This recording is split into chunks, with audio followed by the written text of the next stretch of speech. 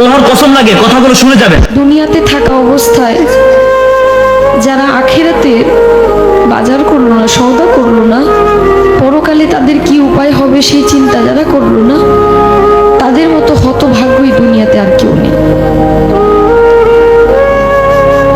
আজরাইল কিন্তু ঘুষ নেয় না। আমি অনেক টাকা গান করতে করতে অনেক টাকার মালিক, বাড়ি গাড়ি সবই আছে, যদি বলি যে আপাতত আমার গাড়িটা নিয়ে যান, আমাকে কয়েকটা দিন সময় দেন, মানবে? কারো কথা মানবে? মৃত্যুর কথা যে মানুষ দিনে 5 বার স্মরণ করে, সে কোনো ভুল কাজ করতে পারে না। একবার স্মরণ করে দেখেন, আপনি মরে গেলে আপনার সঙ্গে কে যাবে? আপনি মরে যাওয়ার সঙ্গে সঙ্গে সকল কিছু ভাগাভাগি হয়ে যাবে। আপনি মরার সঙ্গে সঙ্গে আপনার ব্যাংকে কি আছে সেটা নিয়ে আপনার সন্তান, আত্মীয় স্বজন সবাই একটা হইচই লাগাই দেবে, কিন্তু আপনি যে কোথায় যাবেন সেই চিন্তাটা কেউ করবে না।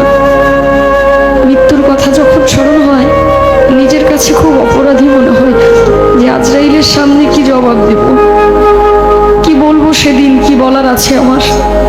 কিন্তু মালিকের কাছে একটাই চাওয়া, আমার নবী করিম সাল্লাল্লাহু আলাইহি ওয়াসাল্লামের কালেমা যেন আমার এই জবানে জারি হয়, আমি যেন মৃত্যুর সময় বলতে পারি কালেমায়ে তাইয়্যিব লা ইলাহা ইল্লাল্লাহু মুহাম্মাদুর রাসূলুল্লাহ সাল্লাল্লাহু